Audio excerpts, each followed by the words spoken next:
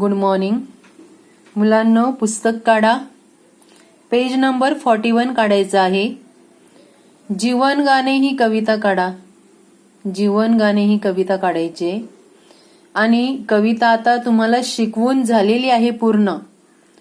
सर्वांनी ही कविता आपल्या नोटबुक मध्ये लिहायची आहे. सर्वप्रथम जीवन गाणे कवितेचं नाव लिहा, कविता नंबर लिहा, कवीचं नाव लिहायचं आहे नितीन देशमुख. पूर्ण कविता लिहायची आहे. आणि त्यानंतर आता मी कठीण शब्द तुम्हाला अंडरलाईन करून देते. ते कठीण शब्द त्या कवितेखाली 3-3 वेळा तुम्ही लिहायचे आहेत. तर सर्वांनी हातात पेन्सिल घ्यायची आहे आणि कठीण शब्द अंडरलाईन करून घ्यायचे आहेत. पहिला शब्द आहे सृष्टीचे. दुसरा शब्द आहे मंजूळ. सृष्टीचे, मंजूळ. त्यानंतर झिलमिलणारे. झिलमिलणारे. चंद्र, चांदणे दोन्ही शब्द लिहायचे आहेत. त्यानंतर लिहायचे आहे भरकटलेल्या. त्याच्यानंतर लिहायचे संस्कारांची.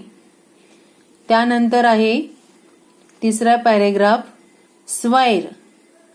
स्वैर. त्यानंतर लिहायचे बुलंद हौसले. बुलंद हौसले. त्याच्यानंतर लिहायचे पिल्लांसाठी. पिल्लांसाठी. चिवचिवणाऱ्या. चिवचिवणाऱ्या. त्यानंतर आहे अथांगता. आणि शेवटचा शब्द आहे स्थितप्रज्ञता. मुलांनो, हे सर्व शब्द तुमच्या मराठीच्या नोटबुकमध्ये 3 वेळा लिहायचे आहेत. मराठीच्या नोटबुकमध्ये 3-3 वेळा लिहा. आता पेज टर्न करायचं आहे. पेज टर्न करा. तेथे आहे स्वाध्याय. स्वाध्याय काढा. पहिला प्रश्न, आकृत्या पूर्ण करा. अ. कवीच्या अनुभवातले जग. हा स्वाध्याय तुम्ही नोटबुकमध्ये पहिल्यांदा कविता लिहिली की मग त्यानंतर कठीण शब्द लिहायचे आहेत. तुम्हाला मी जे आता अंडरलाईन करून दिले ते सर्व शब्द 3-3 वेळा लिहायचे आहेत. आणि त्यानंतर स्वाध्याय कंटिन्यू तुमच्या नोटबुकमध्ये लिहायचा आहे.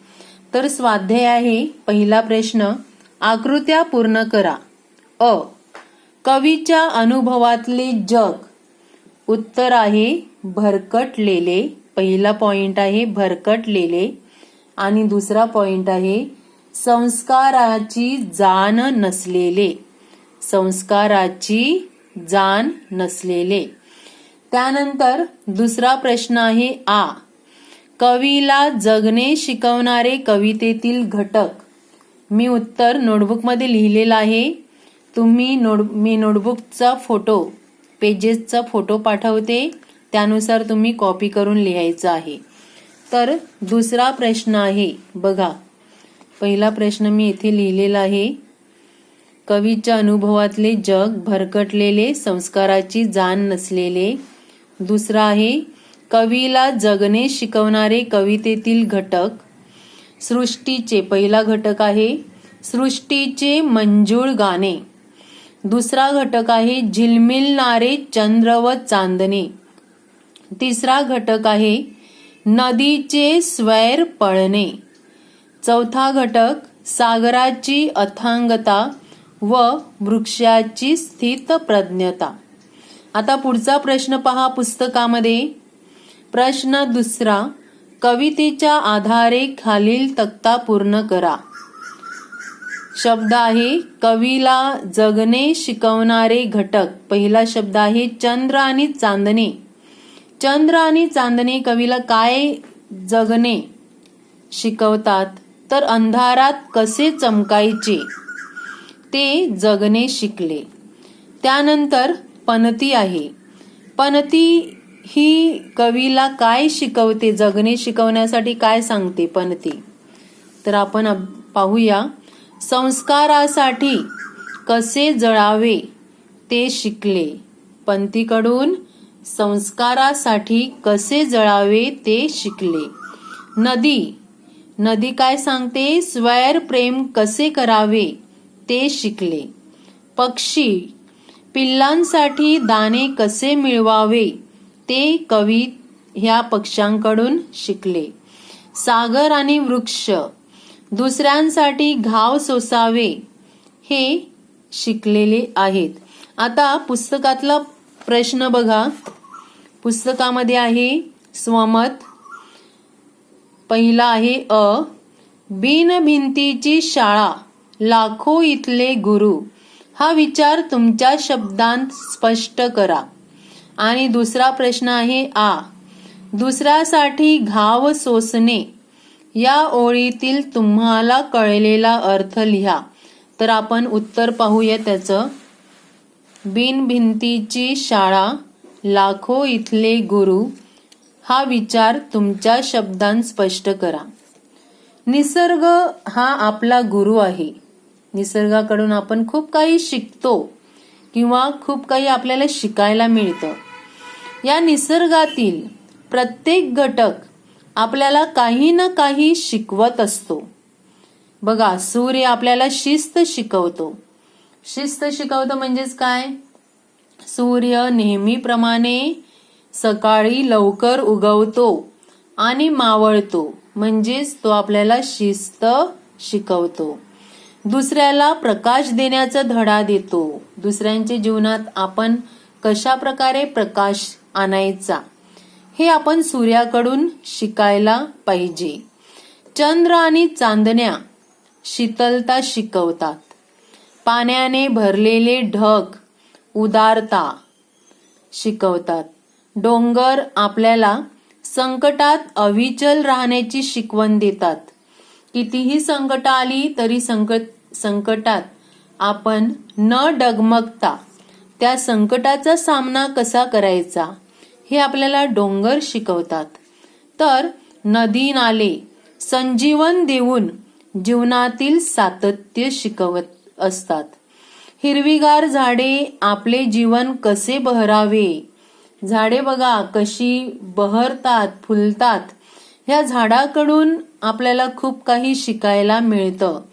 ही हिरवीगार झाडे जीवनामध्ये आपण निराश न होता त्या झाडांकडे पाहून कशा प्रकारे बहरावं हा संदेश त्यांच्याकडून आपल्याला मिळत असतो. तर पिकांनी भरलेली जमीन आपल्याला परोपकार शिकवते. पशु पक्षी आपल्याला मुक्तता, स्वतंत्र कसं राहायचं याचा धडा देतात.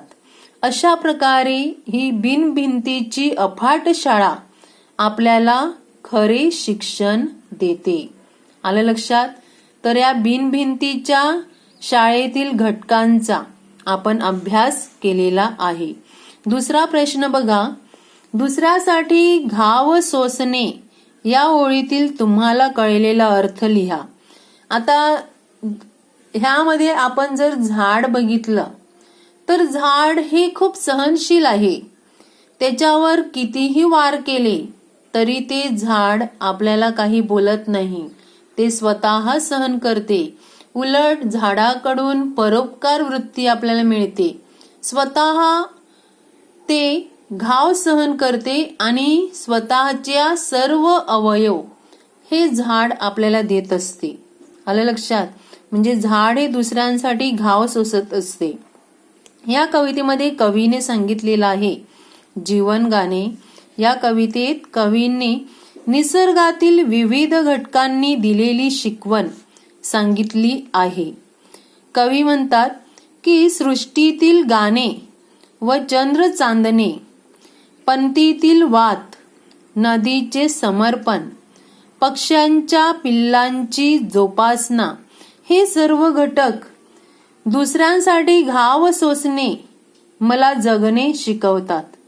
सागराची अथांगता आपले हृदय दुसऱ्याचे दुःख झेलण्यासाठी विशाल करा असे सांगते.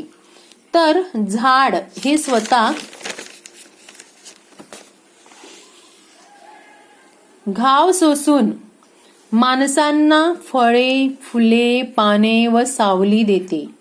यातून परोपकारी वृत्ती, स्थितप्रज्ञता व सहनशील वृत्ती हा गुण शिकण्यासारखा आहे. दुसऱ्यासाठी घाव सोसणे या ओळींमधील अर्थ म्हणजे निस्वार्थी सेवेचा मंत्र आहे, किंवा हा अर्थ निस्वार्थी सेवेचा मंत्र देतो. तर हे सर्व तुम्ही तुमच्या मराठीच्या नोटबुकमध्ये लिहायचं आहे. तुमची मराठीची नोटबुक सुद्धा चेकिंगसाठी आता नाही, नंतर घेतली जाणार आहे. तोपर्यंत तुम्ही कंप्लीट करून रेडी ठेवायची आहे. समजलं का? आता पुढचा प्रश्न पाहूया आपण, चर्चा करूया. पुस्तकात बघा, तुमचं पुस्तक समोर असेल तर बघा. चर्चा करूया. निसर्गातील कोणत्याही 5 गोष्टीपासून तुम्हाला काय काय शिकता येईल याविषयी मित्रांशी चर्चा करा, किंवा मित्रांबरोबर बोला तुम्ही, किंवा ती चर्चा वर्गात सांगा. परंतु आता तुम्ही घरीच आहात, तर तुम्हाला मित्रही भेटत नाहीयेत आणि तुम्ही घरीच असता. परंतु आपण फक्त चर्चा करूया. निसर्गातील कोणकोणते घटक आहेत? तर धरती आहे, आकाश आहे, झाडं आहेत, त्यानंतर प्राणी आहेत. आलं लक्षात? ह्या सर्व घटकांचा आधार घेऊन त्यांचे गुण तुम्ही सांगायचे आहेत. आता धरती ही काय आहे? सहनशील आहे, सर्व काही सहन करते. तसेच झाड ही परोपकारी आहेत. तसेच पक्षी हे स्वतंत्र राहण्याचा संदेश आपल्याला देत असतात. ते स्वच्छंदी असतात, मनासारखे वागत असतात. आपणही स्वतंत्र असलं पाहिजे. तसेच गरुड हे उंच झेप घेण्याचं मनोधैर्य आपल्याला देत असते. असे निसर्गातील विविध गुण आपण आपल्या अंगी बाणवण्याचा प्रयत्न करायचा आहे, आणि ते सर्व गुण आपल्या अंगी बाणून त्याचा विकास करण्याचा प्रयत्न करायचा आहे. तर आता आजपर्यंत जे काही तुम्हाला जीवन गाणे ह्या कवितेवरील स्वाध्याय जो काही दिलेला आहे तो तुमच्या मराठीच्या नोटबुकमध्ये कंप्लीट करायचा आहे. आणि मी पुन्हा एकदा तुम्हाला आठवण करून सांगते, सोमवारी 11 तारखेला तुमच्या निबंधाची बुक आणि प्रोजेक्ट, दोन्ही प्रोजेक्ट आणि निबंधाची बुक 8 निबंध तुमचे कंप्लीट पाहिजेत. त्यावर व्यवस्थित क्रमांक, इंडेक्स पूर्ण करायचा आहे. दिनांक लिहायचे, शिक्षकांची सही आणि श्रेणी ह्यासाठी जागा सोडायची आहे. हे लक्षात ठेवा. सर्व प्रश्न तुम्हाला लेफ्ट साइडला लिहायला जे जे काही सांगितलेलं आहे ते लेफ्ट साइडला क्वेश्चन लिहायचे आहेत. आणि सुंदर सुवाच्य अक्षरात, आलं लक्षात, सुंदर आणि सुवाच्य अक्षरात निबंधाची बुक सबमिट करायची आहे. निबंधाच्या बुकला सर्वांनी कव्हर घालणं आवश्यक आहे. कव्हर घातलेलं नसेल तर बुक घेतली जाणार नाही. म्हणून सर्वांनी कव्हर घालूनच आणि हे सर्व 8 कंपोजिशन निबंध पूर्ण करून शाळेमध्ये सोमवारी 8:30 ते 10:30 ह्या वेळेत सबमिट करायचे आहेत. प्रत्येकाने आपल्या नोटबुकवर आणि प्रोजेक्ट पेपरवरती आपलं नाव आणि रोल नंबर, डिव्हिजन लिहायचं आहे. ज्या डिव्हिजनमध्ये तुम्ही ओपन डेच्या दिवशी पेपर घेण्यासाठी गेला होतात, म्हणजेच नव्या ह्या बिल्डिंगमध्ये नाहीये तर 4th स्टँडर्डच्या बिल्डिंगमध्ये, डिव्हिजननुसार तुम्ही जायचं आहे आणि तेथे हे दोन्ही बुक, प्रोजेक्ट आणि नोटबुक सबमिट करायची आहे. समजलं? Thank you very much.